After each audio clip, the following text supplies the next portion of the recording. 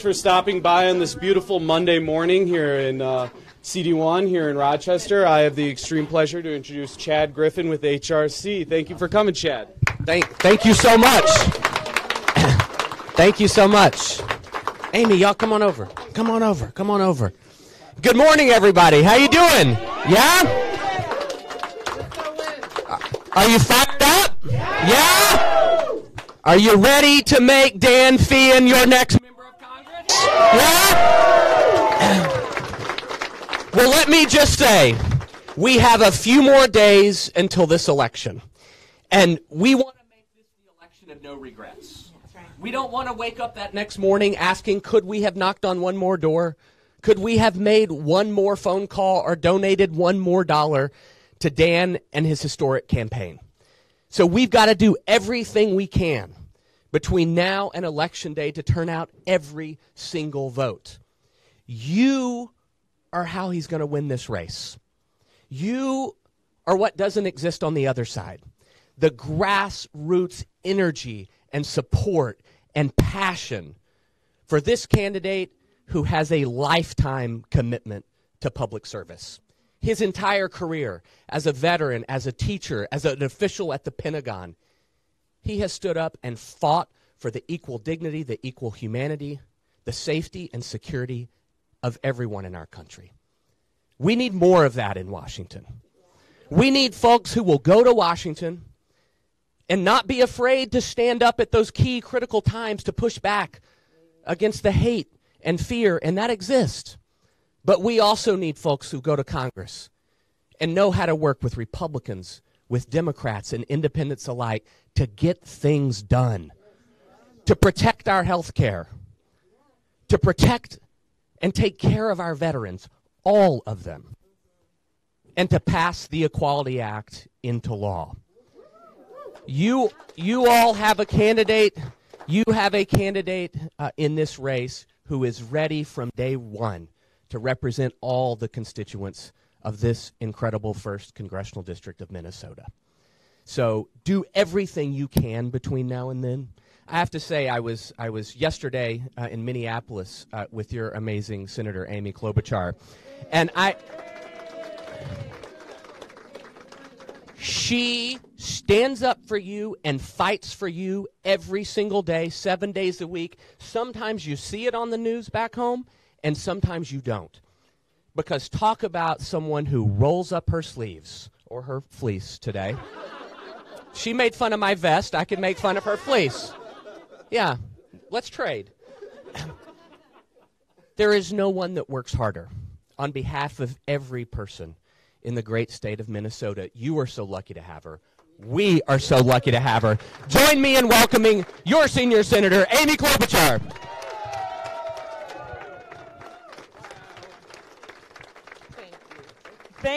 Thank you so much, Chad, and thank you to all of you. And I got to tell you, Chad has shown such leadership. And some of these things you've probably never heard of, and that's good because he's taken care of them.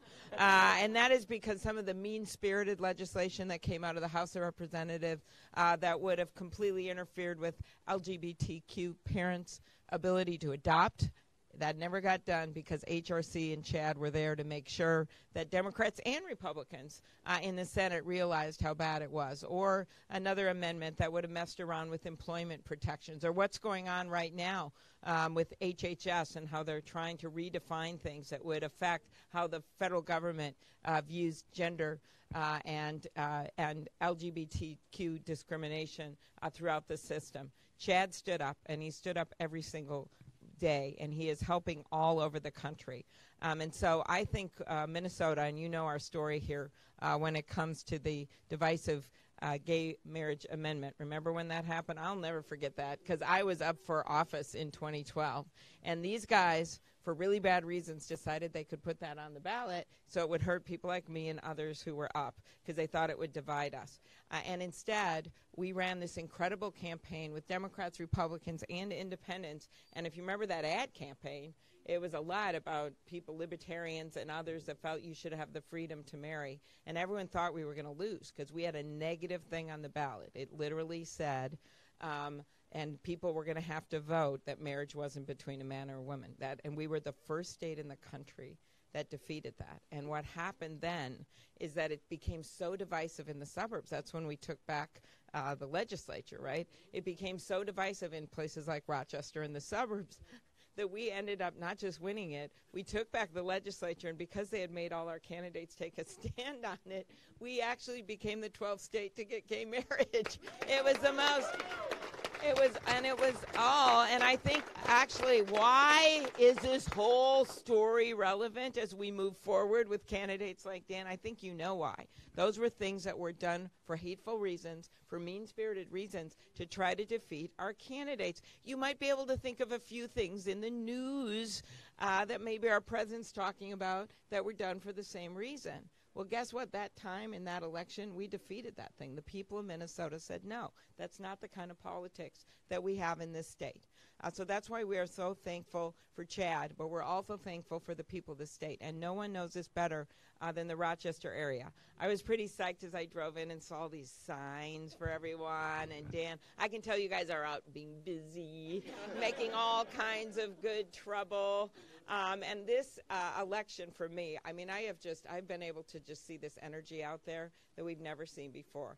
I think Dan's ads are extraordinary, right? He has really shown this positive, optimistic Dan Feehan, and that's what we need. And a lot of us are focused on protecting our democracy, whether it's from Russian interference, never call it meddling. That's what I do when I call Abigail on a Saturday night and ask her what she's doing.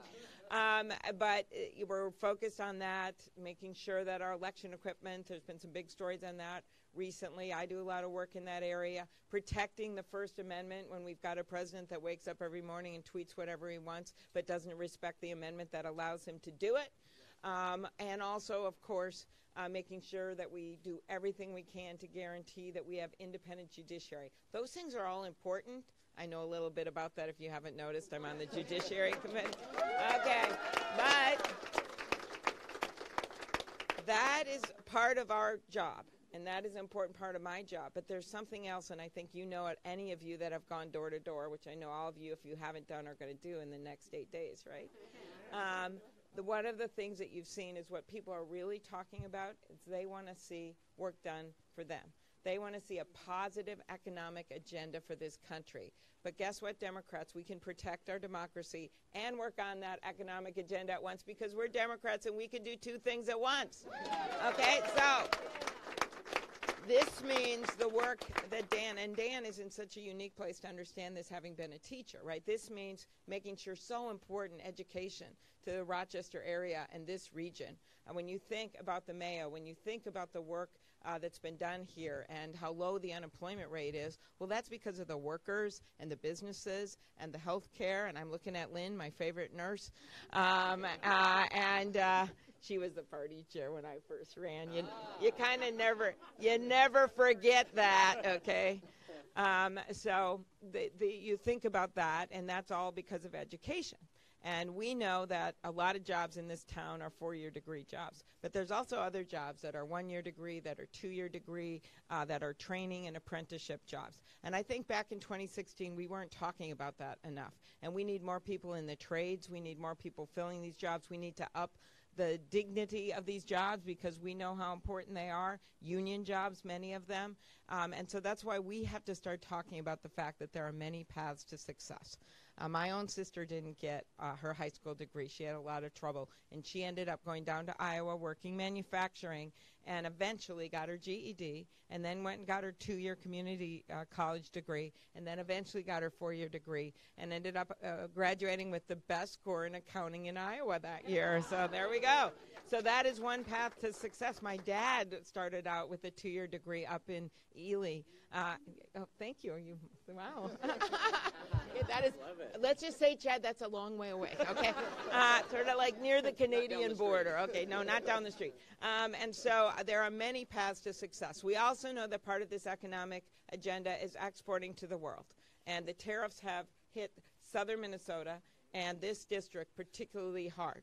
We know it means having a strong farm economy, and you all know that I'm on the Ag Committee.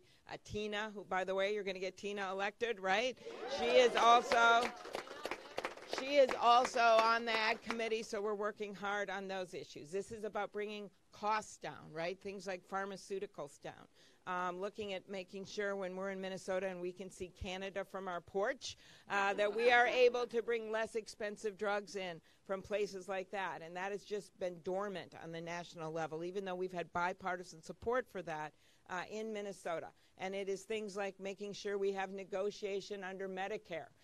Something we've been stalled out on. And this is such a major issue nationally in these campaigns that I think we're finally going to get a vote on these issues. Because once we have a vote, I just challenge them to vote against this, and we will get this done. So that's the economic agenda that I'm talking about. But we're not going to be able to get any of this done if we don't win in these important races. And that means Dwayne and Jamie, right? Where are you guys? There you are. There they are right there. Excellent. That means Dwayne and Jamie. That means the fine work of your party chair here. John, where are you, man? Tyrell and Tyrell. Yeah, okay, good. Both. Okay, there he is in the back. Very cool. But that means this kind of grassroots organizing like we've never seen before. This was, as you know, the week anniversary, the sad anniversary of Paul and Sheila's death, and Marcia and all their incredible campaign workers, and I think we all know where we were on that day. But what I remember about that year is that I was running for county attorney, and I didn't have an opponent. Sorry. Yeah, I had no opponent, so I spent my whole time helping Paul. And I remember that year because he took the courageous vote against the war in Iraq, and he was the only one up that did that.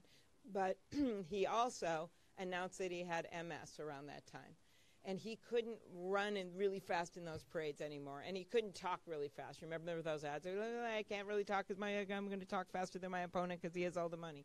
He couldn't do as much. And so instead, he would ride on the back of that bus and wave in the parades. He would stand with Sheila, and they would wave. But here's the amazing thing. They had energized so many people to run around them in those green shirts, remember, that you didn't even notice he wasn't running because he had passed on that torch of excitement about the campaign, about the passion for getting things done and improving people's lives. And that's what these next 8 days are all about. Is it 8 days?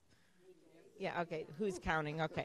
But that's what these next 8 days, you've got to do this for Dan. And you don't have to literally run. That's just a metaphor because I'm not a runner myself. Okay, but you've got to make those calls, get to those doors, and help him win. And let me tell you, I'm going to end with this by introducing him.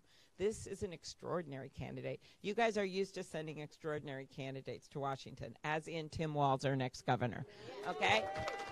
So you know, and you want to continue that tradition of leadership and of someone who's actually, like someone who can actually not just represent this district but also get things done in Washington. You think about his life, right? Every time there was a fork in the road and he had to make a decision on what to do, he did the hard thing. He did the right thing. So when he is deciding, when a lot of people are just sitting there and going on with their lives and going into business, he had a decision to make. Was he going to join and support our country and serve? And he made that decision. He didn't have to do that, right? This wasn't a draft. He made the decision to serve and do 2 tours. He said literally, send me, right? And so when he has made a decision again about what he wants to do with his career, he could do anything. He's so smart. He could do anything he wants, but he wants to do something that he thinks will best serve our country, and he decides to go teach. Once again, he said, send me. When Barack Obama needed top flight people to run the Defense Department, again, he didn't have to do that. Once again, he said, send me. And when Tim made the decision that he wanted to run for governor, and we're looking for candidates, we got a bunch of good people that can run, but what does he do again? He says, send me. So what I'm asking you to do is to send Dan Feehan to Washington.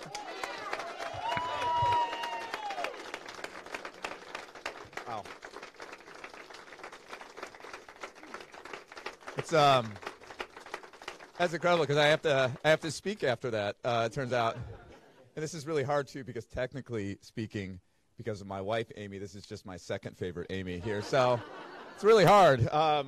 Senator, thank you so much. Thank you for your mentorship along the campaign trail. Thanks for being here. Thanks for help. This is a Monday morning.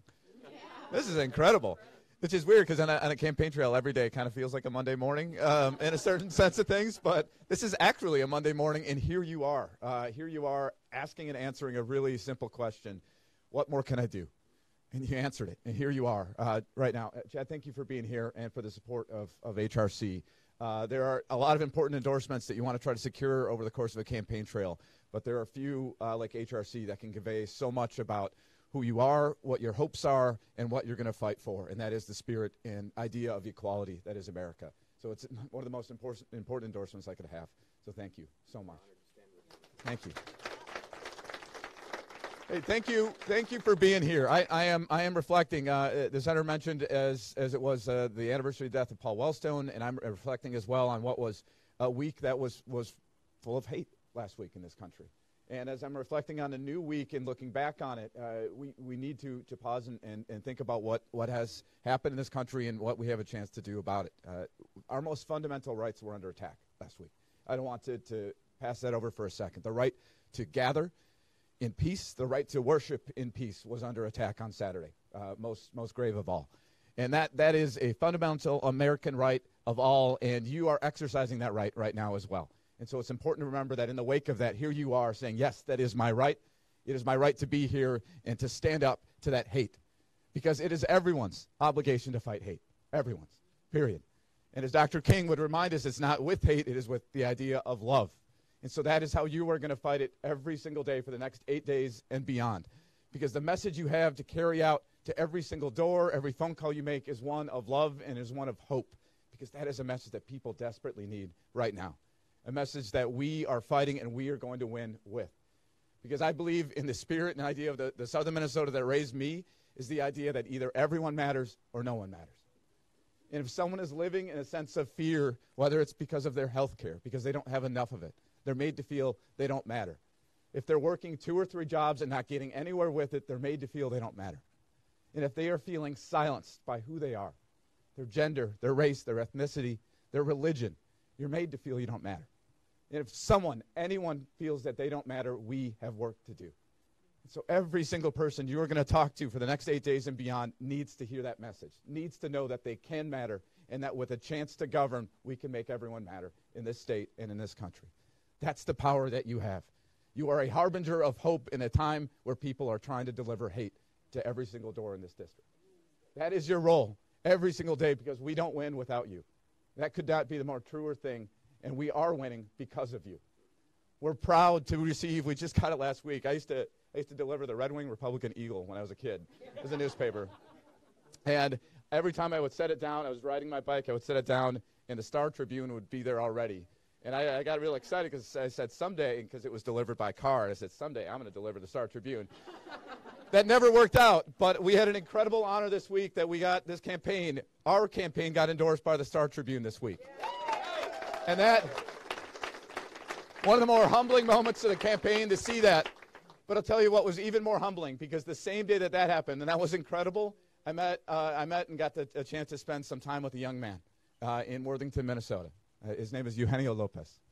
And while Paul Wellstone did die 16 years ago, 15 years ago to the date of Paul Wellstone's death, Eugenio Lopez was born. He is a 15-year-old intern for our campaign. Every single day after he finishes his day at Worthington High School, he comes to intern for our campaign and knock on every door that he can in Worthington. He is the representation of the hope that we're talking about here. It is happening. It is the legacy of Paul Wellstone. It is the legacy of the DFL. And it is the willingness to bring hope in spite of fear. Because Eugenio Lopez has reason to have fear in his life, but he rejects it. He's just 15.